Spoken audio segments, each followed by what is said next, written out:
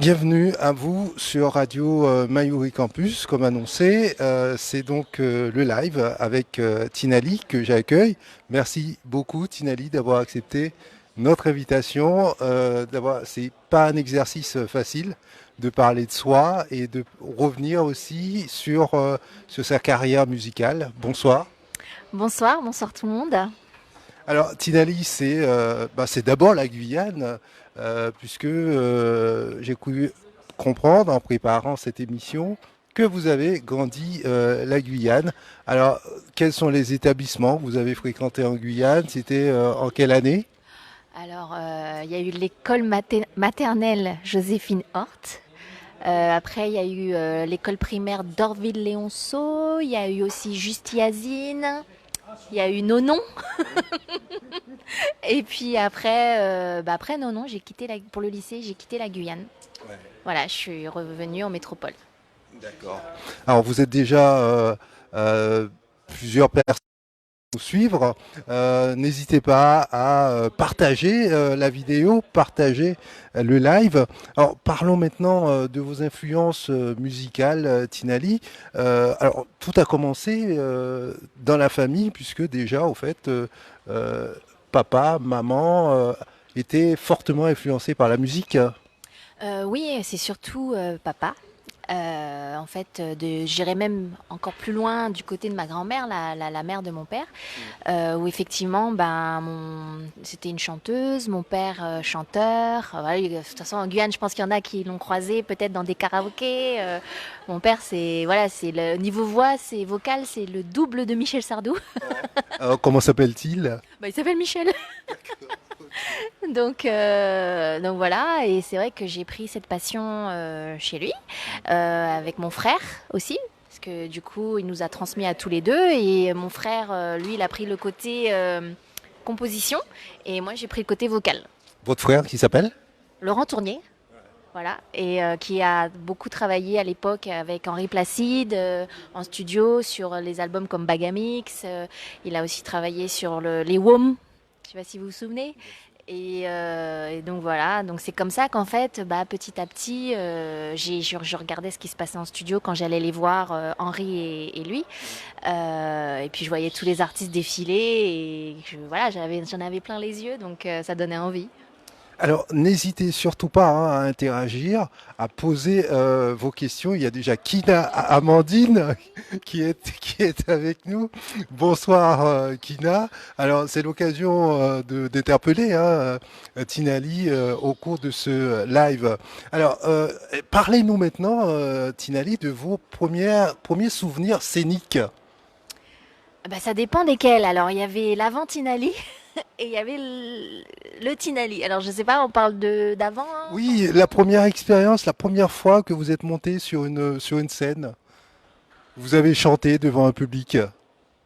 Euh, C'était en Guyane, bien évidemment, oui, je suppose. oui, oui, il y en a eu tellement. Je Mais sais. la toute première fois. En fait, le truc, c'est que la toute première fois, il faut savoir, c'est que donc voilà, mes parents euh, très souvent, une fois par semaine, réunissaient beaucoup de leurs amis pour un grand repas. Et il y avait donc entre autres Yvan Rolus qui venait souvent aussi à ces repas. Et moi, il y avait le moment avant le dessert où j'avais ma petite cassette, mon faux micro, genre ma brosse à cheveux. Et je faisais mon show déjà devant eux en fait.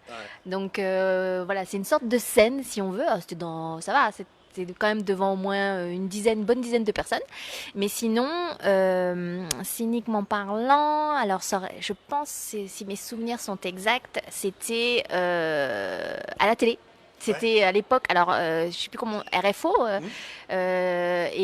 du côté du côté de Gabriel Devez, là, à l'époque, là. Absolument, centre-ville de Cayenne. C'est ça. Et donc, j'avais chanté pour la fête des mères, je suis passée à la télé pour chanter pour la fête des mères, un morceau que mon papa m'avait composé.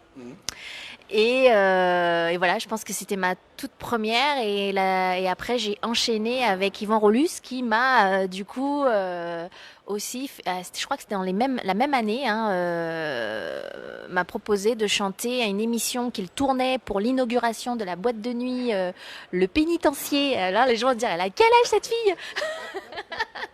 Et là, j'avais chanté une autre chanson écrite par mon papa et voilà. Alors Yvan Rolus, bien évidemment, je profite pour le saluer, un grand monsieur de la musique guyanaise et qui a beaucoup apporté à la culture guyanaise et également à la création musicale guyanaise. Alors du coup, vous allez quitter la Guyane pour partir en métropole, poursuivre vos études. C'est le cas de beaucoup de jeunes Guyanais. Et avec ce départ, vous allez quelque part amener avec vous cette passion de la musique. Mais comment ça va se passer? Comment vous allez vous organiser une fois arrivé en France pour continuer à chanter? Bonne question, parce que c'est vrai que dans mes souvenirs, quand on quitte la Guyane, déjà c'est un déchirement, hein, même si voilà, c'était pour des raisons personnelles et études, tout ça. Et c'était compliqué au début, il fallait que je prenne mes marques. Donc du coup, c'est vrai, j'étais très focalisée sur mes études. Mais je revenais très très souvent voir ma famille en Guyane. Et donc j'allais tout le temps en studio voir mon frère et Henri, tout ça. Et je me souviens que, en fait, ce qui s'est passé, c'est que je suis allée dans un restaurant où ils faisaient du karaoké au bord de la plage.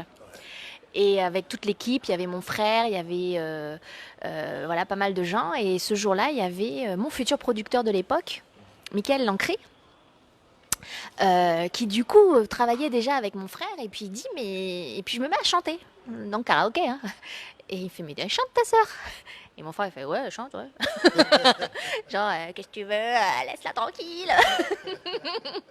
Et puis il fait ouais mais on pourrait peut-être essayer quelque chose et tout. Et donc il m'a proposé de participer, de tenter l'aventure sur une compilation. C'est la compilation Zoukbox. Et dessus, voilà, il y avait plusieurs artistes et il y avait deux inédits et c'était moi, voilà, la toute première fois. Et c'était un titre composé par mon frère et il y avait un autre titre composé par Steve Pierre-Louis, si je me trompe pas ou je me trompe, je sais plus. Mais oui, en tout cas, il y avait un titre composé par mon frère. D'accord, donc le live continue sur Radio Mayouri Campus. Vous êtes déjà nombreux et nombreuses à nous suivre. Je salue l'arrivée de Caroline Dallos. Elle était sur scène avec moi un jour. Voilà, Amandine Kina qui est également avec nous et qui nous a fait un petit coucou tout à l'heure pour la qualité de nos émissions. Je vous remercie beaucoup, Amandine Kina. Alors, un artiste, bien évidemment, sa vie ne se résume pas qu'à la scène ou au show. Arrivé à un certain moment, il vient le fait d'enregistrer, d'immortaliser un petit peu ses réalisations. Et vous êtes également passé par là. Vous avez enregistré un certain nombre de singles, pardon. Au nombre de combien aujourd'hui? Quel était le premier que vous avez enregistré? Quel était le premier single? Alors, on parlera tout à l'heure de vos duos, hein, de vos collaborations, puisqu'il y en a eu et plusieurs avec de grandes stars caribéennes. On en parlera dans quelques instants. En fait, le premier single, c'est de la compil Zoukbox, où en fait, c'était mon premier clip. Ça s'appelait Mon rêve. Mais qu'est-ce que je dis? Je vais pas dire de bêtises. En fait, mon premier vrai single, je crois que je devais avoir une dizaine d'années, 12 ans ou 13 ans, je sais pas. Et c'était en fait pour Yvan Rolus. Mais c'était pas en tant que Tina. Voilà, c'était vraiment, voilà, je démarrais, j'étais sur la compilation d'Yvan Rolus. Donc ça, c'était un single où j'ai chanté aussi à la télévision pour la promotion de la compilation d'Yvan Rolus. Et sinon, on va dire le premier single qui m'a vraiment fait connaître en dehors de la Guyane aussi, c'est sur le premier album et c'est le titre Que faire sans toi, qui a été écrit et composé par Peggy Bajal et Steve Pierre-Louis. Alors, j'ai également découvert que vos influences venaient du zouk, mais également internationales, alors que la plupart de vos chansons s'apparentent à du zouk. Est-ce que demain, on peut voir sortir une œuvre de Tinali aux couleurs américaines, jamaïcaines, anglaises ou autres, que sais-je? Bah oui, en fait, déjà, dans le zouk que je chante, je mélange quand même pas mal d'univers. Déjà, il y a une chose qui m'a fait super plaisir, c'est que bah, l'avant-dernier titre que j'ai sorti, qui s'appelle Truc de fou, bah, en fait, j'aime beaucoup la pop. Et c'est vrai que quand on l'écoute, ce titre, il est pop en fait. Il y en a même qui disaient on pourrait retirer le beat zouk et ça fait vraiment pop. Et voilà, c'est vrai que j'avais cette crainte aussi. J'avais cette crainte quand on a fait ce titre. C'était pas ce qu'on écoute vraiment à la radio, c'était pas zouk zouk zouk. Donc je me suis dit est-ce que les gens vont apprécier comment parce que du coup j'arrive avec une nouvelle couleur. Et en fait c'est cool parce que même là quand je regarde les commentaires, je vois les gens me parlent encore de trucs de fou. Donc ça me fait super plaisir que du coup, ben, en fait, voilà, ce que j'ai aimé, bah, ils ont aimé aussi. Et ça fait super plaisir parce que le truc, c'est que on est dans une musique où des fois, bah, on veut faire on veut faire des choses qu'on aime, mais des fois on nous dit c'est pas assez commercial, c'est pas ce qu'on va passer en radio, c'est pas ce qu'on entend, c'est trop différent. Et là, c'est vrai que sur ce titre Truc de fou, par exemple, ben j'étais très contente parce que je me suis fait plaisir, j'avais quelque chose à dire, et en fait le public a complètement adhéré, et ça c'est ça, merci quoi. Très bien, l'occasion pour nous de saluer l'arrivée de Suite Kina, novembre, hein, si je ne m'abuse. Voilà, à qui on dit enfin un coucou. Et également Pat Binam qui nous regarde depuis Miami. Bah, écoutez, on salue tous les fans qui nous regardent depuis les États-Unis. Alors, il y a tout un débat, à Tinali, autour du zouk, mais surtout autour des textes, des paroles. Jocelyne Béward a pris position cette semaine pour fustiger les artistes qui chantent en français sur du zouk. Quelle est votre opinion là-dessus? Parce que selon elle, pour afficher, marquer son identité, comme l'a d'ailleurs fait le groupe Kassav, on ne devrait pas faire du zouk en utilisant une autre langue que le créole. D'accord, bah j'ai pas vu ce qu'elle a dit.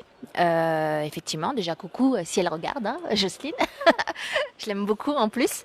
Ben, c'est vrai que je suis d'accord avec elle. Maintenant, c'est vrai aussi que dans mes zouks, je chante en créole, que ce soit même antillais, guyanais. Le dernier titre, Maillé, bah, je le fais en créole guyanais.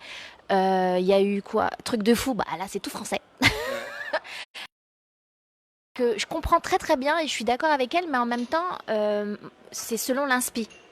C'est selon l'inspiration qu'il y a sur le titre.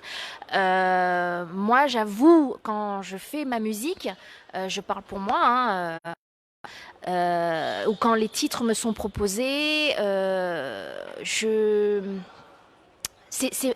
mon univers, c'est ma couleur en fait. Après, oui, j'ai grandi avec le zouk, c'est vraiment la musique qui m'a portée depuis mon enfance, et c'est celle sur qui j'ai appris à danser, à chanter et tout. Mais pour moi, enfin, quand je vois tous les voyages que je fais et tout, des fois, il m'est même arrivé de chanter en anglais sur du zouk. En fait, pour moi, sans perdre notre couleur, eh ben, j'ai envie de garder ce côté un peu, laisser l'inspiration parler, en fait. Et truc de fou, par exemple, je prends cet exemple hein, parce qu'il est en français. Ben voilà, pour moi, bah, c'est vrai que c'est la langue que je maîtrise le plus que le créole, hein, parce que c'est celle qu'on parle, voilà. Mais c'est là où, quand les paroles ont été écrites par Camnose, il a tellement dit au plus profond de moi, quand les paroles, elles parlent vraiment de ce que je ressentais, que je me voyais pas les traduire. C'était trop fort, en fait. Déjà, c'était quelque chose qui parlait au plus profond de mon âme, et j'avais envie de les dire comme ça. Mais je comprends, je suis tout à fait d'accord. Alors, Tinali, vous êtes une chanteuse guyanaise. Au-delà de cela, vous êtes une caribéenne. Alors je vais poser une question un peu directe. Est-ce que aujourd'hui, un artiste guyanais peut sortir un zouk en créole guyanais et, euh, et avoir quand même du succès, puisque ça aussi, on le voit, des artistes guyanais qui chantent en créole antillais. Alors là aussi, ça donne, ça provoque beaucoup de remarques et de critiques. Est-ce qu'il n'y a pas un souci à ce niveau-là? Parce que pour beaucoup de gens, la musique doit refléter un territoire, un espace, culture. Alors, il y a plusieurs choses. À une époque, c'était comme ça. Moi, je pense qu'au jour d'aujourd'hui, il y a énormément d'artistes guyanais qui chantent en créole guyanais et ça fonctionne très très bien. Rien qu'à voir Bambi et Jayala King, enfin, c'est créole guyanais, entre autres, Fanny, Warren, enfin, tout le monde, enfin, je veux dire, il n'y a pas de blocage à ce niveau-là, c'est international. Donc, regardez où sont maintenant Bambi et Jayana, quoi. Et, et, et, et, et- et c'est vrai qu'il m'est arrivé, comme je dis, il m'est arrivé, par exemple, Maillé. Maillé a été écrit par Edla. Quand il m'a apporté le texte était totalement en créole antillais. Du coup, j'ai changé ma partie. Je l'ai mise en créole guyanais. Voilà. Après, il y a d'autres titres qui ont été écrits, par exemple, que j'ai chanté de Nouja Palais. Nouja Palais qui a été écrit par l'artiste Izzy Kananga. Ah bah là, par contre, j'ai pas touché une virgule. Parce que je trouvais que c'était déjà très très bien. Et j'avais pas envie de changer. En fait, je respectais ce qu'il avait fait aussi. Non pas que j'ai manqué de respect à Redla, mais voilà, je trouvais que c'était très beau comme ça. Et c'est vrai que dans ma tête, on a nos origines, on a notre territoire. Après, on pourrait dire aussi, mais Tina, pourquoi tu chantes pas en vietnamien? Ma mère est vietnamienne. Donc voilà, j'aurais pu le faire. J'ai fait le clip au Vietnam. Bon, c'est déjà bien, hein. Non, maman? Mais ouais, en fait, c'est vrai que je suis quelqu'un qui me prend pas autant la tête que ça. Parce que je trouve que ça fonctionne déjà très bien. Et à une époque, oui, c'est vrai, il y a très très très très longtemps, j'ai vécu cette époque où on disait même non, c'est mieux que tu chantes en créole antillais, le moto, tout ça, ça va pas passer, tout ça. J'ai déjà entendu ça mais il y a dans les débuts, hein. Maintenant, non, au contraire, le guyanais s'impose, le créole guyanais est chanté, on entend des artistes, même Karine, enfin tout le monde chante en créole guyanais, donc je pense que ce débat sur le côté d'aller plus loin ou pas si on chante en créole guyanais, en fait, il est plus là, en fait. Un tête-à-tête exceptionnel avec Tinali que vous propose Radio Mayuri Campus. C'est un premier rendez-vous, il va y en avoir d'autres. On explore l'univers de cette chanteuse, cette artiste guyanaise. Parlons maintenant de vos collaborations avec de nombreux artistes. On a en tête celle avec Richard Cavé. Alors, comment s'était passé ce rendez-vous et comment vous vous êtes rencontrés? Comment vous vous êtes dit on va chanter ensemble? Oh là, l'histoire, c'était pas prévu comme ça à la base. En fait, je sais que, voilà, Karimi, je les avais déjà croisés, mais vraiment vite fait, on se croise entre deux interviews, sans jamais vraiment se parler. Et ce soir-là, je chantais à Boston avec Ali Angel. Et donc je venais de finir de chanter et là je vois un beau brun aux yeux verts qui débarque vers moi, mais je l'ai pas reconnu tout de suite. Et il me fait ouais salut ça va? Je fais ouais bonsoir. Et il me dit voilà j'aimerais bien composer pour toi. Je fais ah oui ok bah mais là du coup je me suis dit il me veut quoi lui? Parce que hein, dans le milieu des fois hein. Donc j'ai dit ok bah là vous pouvez voir il y a mon producteur et puis je vais voir Ali je fais ouais et il a dit il fait Ali il fait mais t'as vu qui c'est? Je fais oui je crois parce que alors moi j'ai un défaut les gens je pense que vous le savez c'est que je reconnais personne. J'ai un défaut, mais à chaque fois, je suis obligée de prévenir les gens. C'est si je vous reconnais pas, que j'ai discuté, j'ai même déjeuné ou dîné avec vous, pas de panique si je vous reconnais pas, c'est normal, j'ai un vrai problème. Et donc Ali me dit non mais c'est Karimi quoi. Je dis oui j'ai vu mais du coup j'étais très très timide quoi. C'était il y a plus de 10 ans et donc du coup on est resté en contact et à la base ça devait être juste une chanson pour moi en solo. Ça devait pas être un duo du tout. Et je me rappelle, parce que lui il vit à New York il m'avait appelé, il me dit tiens j'ai une mélodie pour toi, qu'est-ce que tu en penses? Et il me dit ça fait na na na na na na na na na na na na na na. Et je fais waouh c'est beau ça. Je suis oh là là. Alors du coup je me suis mise à écrire et je dis ah, qu'est-ce que t'en penses et tout nanana. Et puis donc on avait programmé d'enregistrer dans le studio d'Ali Angel quand Karimi venait jouer à Paris. Et au moment où il descend de l'avion, le téléphone qui sonne 7 heures du matin. Ouais, Tina, oui. Je sais qu'on va en studio là tout à l'heure, mais en fait, il faut qu'on change toutes les paroles. Je dis pourquoi? Parce qu'en fait, ça va être un duo. Je vais chanter avec toi. Je fais Alors là, je me suis dit, ah ouais, ah ouais, ouais, ouais. Là, je me suis dit, franchement, je crois que là, je pensais pas imaginer déjà un titre de Richard Cavé Karimi. C'était top, mais alors carrément un duo. Et puis quand on voit ce que ça a donné aussi, enfin, c'était magique, quoi.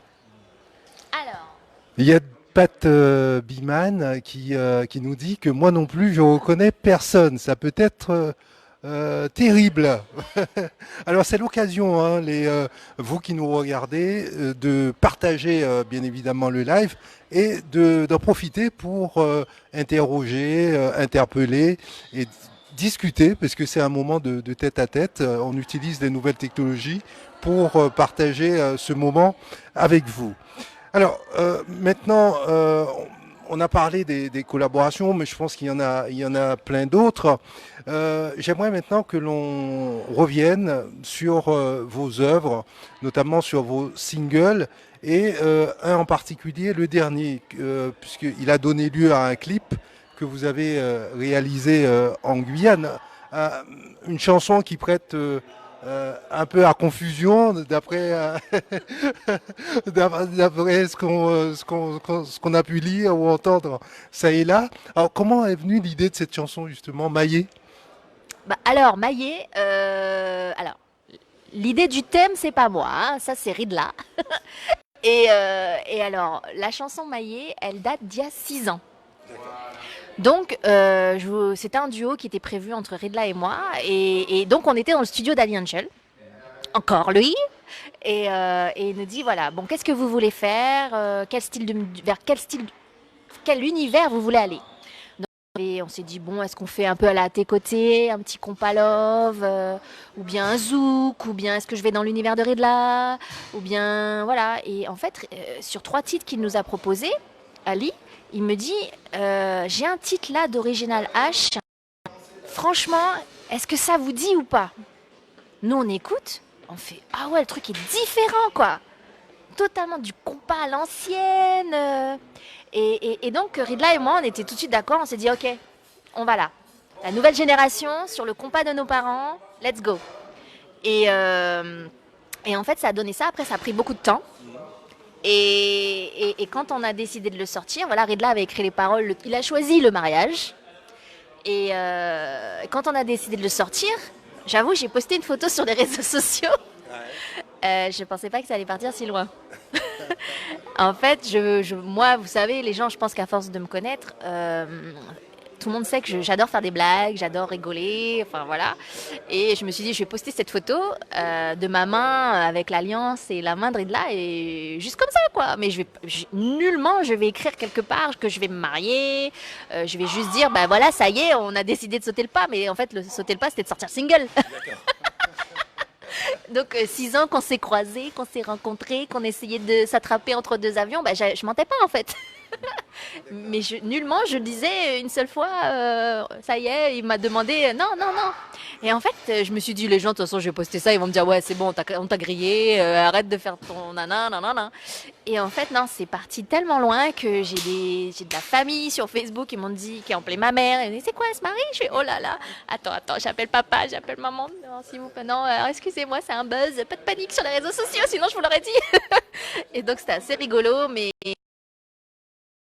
et rigolo, mais en même temps j'avais peur parce que je me suis dit oh là là, je veux pas qu'ils pensent que j'ai menti, que j'ai essayé de les voilà quoi. Et en fait j'ai eu tellement d'amour et quand le clip est sorti, les gens ont aimé le côté festif, ont aimé les belles images de la Guyane. Je me suis dit ouf, ouf, ils ont compris la blague, ils ont compris voilà que je voulais pas leur mentir quoi, mais c'était top. Alors Tinali, pourquoi vous avez voulu associer la Guyane en allant sur ce territoire, tourner, réaliser le clip, faire ce lien, cette association, justement avec cette chanson? Vous auriez pu très bien réaliser ce clip ailleurs, dans un autre cadre. Oui, bah là déjà en plus c'est pas la première fois que je tourne en Guyane, hein, puisque j'ai déjà tourné sur les marais de Caux. Les chutes aussi. Après, là, non, je trouvais que bah, parce que j'avais envie d'être chez moi. J'avais envie aussi, c'est un réalisateur guyanais en plus que j'ai choisi. On peut savoir qui c'est? Oui, oui, oui, oui, les Rissailles. Donc voilà, Et non, j'avais envie de montrer comment c'est. Et puis là, je suis super contente parce que les retours que j'ai, il y a même des gens de Kourou qui me disent c'est chez moi ça. Je dis mais oui, c'est chez nous. Et non, mais c'est vrai on a de belles plages aussi. Il n'y a pas que les Antilles, il n'y a pas que Miami, hein, et on peut aussi faire de beaux clips chez nous. Alors, On a donc Rennes, Évian, si je ne m'abuse, ou Évlan, est-ce que Richard, Tours en Guyane. il faut le demander? Attends, je l'appelle. Ah ouais, c'est vrai que vous devez avoir son numéro de téléphone, son portable. Je le donne là, c'est chaud pour lui. Ce qu'on peut dire, c'est qu'il est très attendu visiblement en Guyane. Ça fait peut-être un peu de temps qu'on l'a pas vu. Alors, euh, aujourd'hui, alors comment le public a-t-il accueilli ce dernier single, ce dernier clip? Vous avez en quelque sorte répondu à la question. Est-ce que vous Oui. pouvez entonner pour ceux qui nous regardent et celles un petit refrain, quelques notes de Maé? Ouais. Bah alors. Maillé, maillé, maillé. On nous maillé, maillé, maillé. Faut nous mailler, mailler, mailler. On nous maillé, maillé, maillé. Veux-tu me prendre pour la vie? Alors? Oui, oui, Tu le oui, veux ou pas? oui, je le veux. Faut que t'ailles à ménagerie. Alors, Tinali, Je vous... connais pas les paroles. Ah non, non, va falloir que je les apprenne. Alors, Tinali, vous vivez à Paris, mais vous rentrez régulièrement 2 à 3 fois par an en Guyane. Oui. Au moins, minimum, oui. Oui, oui, oui. C'est important. Bah, souvent, j'y vais pour me ressourcer, pour me reposer. Et puis, ou très souvent aussi, c'est pour des prestations. Et du coup, je fais les deux, j'en profite. Voilà. Et en tant que citoyenne, quel regard portez-vous sur la société guyanaise plus globalement au-delà de la musique? Déjà, en tant que citoyenne, oui, de loin. Bon, c'est vrai que je vis pas ce que vivent les Guyanais actuellement sur place. Je le vois à distance. Après, voilà, quand des choses se sont passées, comme à l'époque, quand il y a eu la manifestation, la grande manifestation, enfin, mais j'étais fière, j'avais les larmes aux yeux. Mars-avril Oh là là, c'était 2017. ah, mais c'était top quoi. Je me rappelle même que du coup j'ai participé du coup à la version parisienne de la manifestation. Et voilà, après je sais que tout le monde se bat il y a des choses tristes qui se passent en Guyane qui sont urgentes. Et voilà, ça malheureusement, bon bah ça met un peu plus de temps que prévu. Je veux pas parler trop politique parce que c'est pas mon domaine, hein. Je suis chanteuse, d'accord. Et, et c'est vrai que non, il y a quand même aussi de belles choses quand je vois quand même aussi de belles choses qui se passent, que je regarde un peu beaucoup Facebook, hein. Donc c'est vrai que la plupart des gens qui sont amis avec moi sur Facebook, donc c'est beaucoup des gens de la Guyane, donc j'arrive un peu à voir aussi par rapport aux infos, quand on voit un peu ce que vous postez ou bien les autres Facebook médias, voilà, pardon. Et des fois il y a des bonnes nouvelles, des mauvaises nouvelles, mais j'espère que on va pouvoir aller de l'avant, surtout sur les problèmes comme la santé, les hôpitaux, l'hôpital de voilà, sans rentrer dans des considérations. Voilà. Je- Alors, nous sommes un média jeune, universitaire, qui s'adresse à cette nouvelle génération qui déborde d'imagination, qui déborde de projets, d'ambition. Est-ce qu'on, question directe, est-ce que l'on peut vivre aujourd'hui de sa musique quand on vient d'un territoire comme la Guyane, quand on fait de la musique pour son pays, pour sa région, est-ce qu'on peut en vivre, pardon, euh, financièrement? Alors là, vous avez posé la question à la mauvaise personne. Parce que le problème, c'est. Moi, je suis très. Comment dire. Depuis tout le temps, j'ai toujours eu mon métier à côté. Voilà. C'est pour ça que je dis, en fait, vous posez la question à la mauvaise personne. C'est parce que je suis comme ça. J'ai toujours aimé avoir mon côté sécurité. Et voilà, mais après oui, je sais qu'il y a des musiciens, il y a des artistes qui vivent de la musique. Après, je peux pas parler pour eux, à savoir voilà comment ça se passe. Après, moi, en tant qu'artiste, bah, je le vois, il y a des périodes où ça se passe très bien, il y a des périodes où il y a des creux. Et voilà, c'est vrai que après avec mon caractère personnel, voilà, j'aime pas me dire ah, là c'est compliqué, voilà, voilà, c'est mon côté très très terre à terre. Ok. Quels sont vos projets, Tinali? Bon, je pense que vous allez laisser un peu de temps à Maë de trouver, faire sa place, d'être diffusé, d'être découvert par le public, par les gens. Mais est-ce que vous avez déjà en prévision d'autres idées, d'autres projets?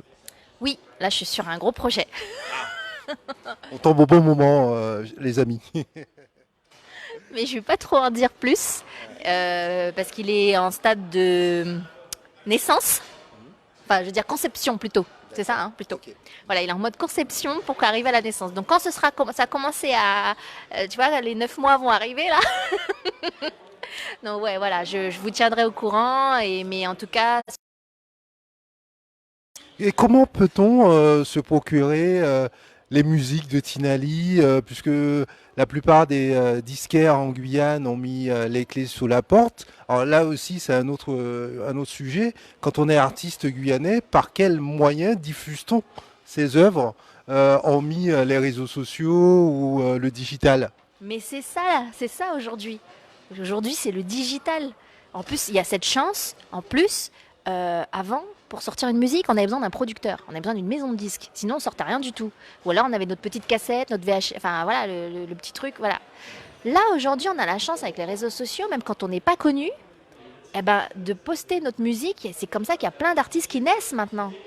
Bon, alors après, effectivement, malheureusement, voilà, il y a les maisons de disques, les disquaires qui disparaissent, c'est autre chose. Mais Des emplois qui sont supprimés. ah bah là, de toute façon, on le voit bien, il n'y a pas que là, il y a aussi, même quand on va au supermarché du coin, maintenant, tout est, il y a juste, on parle à une machine maintenant pour payer. Donc, ouais, donc malheureusement, voilà, le côté, ça a du bon et des mauvais côtés.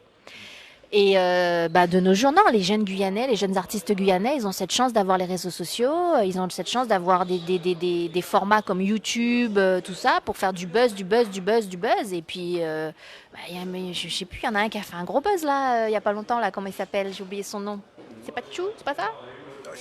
La danse. Oh, je sais plus, j'ai trop. J'ai tout, j'ai tout, j'ai tout. Bah non, vous connaissez? Non, non, non, mais dès qu'on aura terminé le live, je vais faire mes recherches. Ah ouais, lui, il a fait le buzz, lui. Et bah, lui, voilà, il a fait le buzz et du coup, ça a grimpé, quoi. Non, mais ça, c'est pour ça que je dis maintenant, il faut savoir se servir des réseaux sociaux, il faut savoir se servir, bah, il y a Facebook, il y a YouTube, il y a Instagram, il y a Snapchat, pour faire le buzz. Et c'est comme ça qu'on découvre aussi de très, très bons talents. Maintenant, on n'a plus besoin d'aller déposer sa cassette qui atterrit quelque part dans les dossiers au fin fond d'une maison de disques. Alors que là, maintenant, on montre tout de suite, notre œuvre, quoi. Alors, Tinali, nous arrivons au terme de cette magnifique discussion hein, autour de votre carrière, de vos chansons, de vos musiques. Merci également à vous qui avez suivi ce live. Peu de questions, peu de réactions, mais vous étiez quand même là et j'espère que vous avez bien en profité. Bien, absolument, j'espère que vous avez bien profité de cet échange. Je vais vous passer le micro, bien évidemment, Tinali, pour un dernier mot.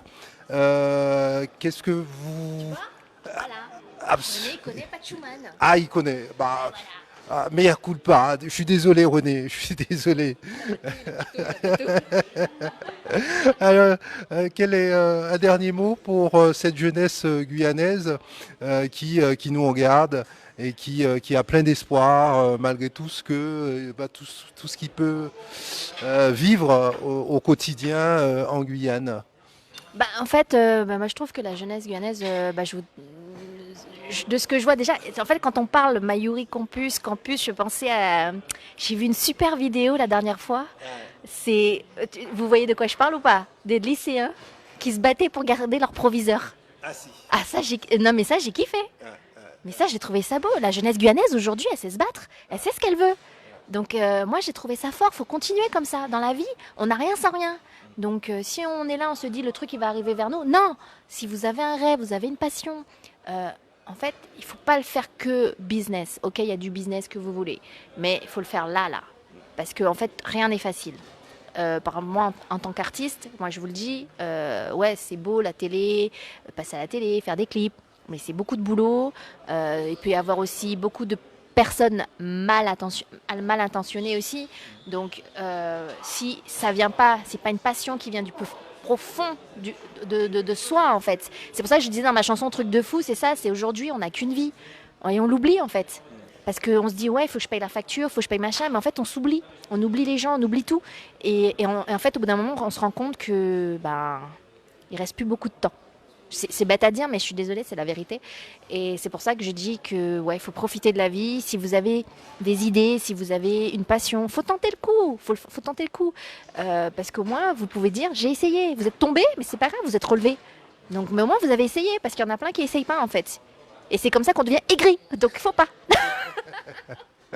Merci vraiment beaucoup, Tinali, de vous être prêté au jeu, d'avoir accepté de participer à ce premier tête-à-tête hein, avec nos artistes, nos écrivains, nos médecins, nos chercheurs, tous ceux qui font rayonner nos territoires. Merci de nous suivre, d'écouter nos émissions, de nous suivre sur les réseaux sociaux, que ce soit sur Facebook, LinkedIn, Instagram, Twitter et sur notre site internet www.radio-mayuricampus.com. Je vous retrouverai très prochainement avec une autre artiste. Je vous en dis pas plus. Passez une excellente fin d'après-midi si vous nous regardez depuis la Guyane et à très bientôt. Au revoir.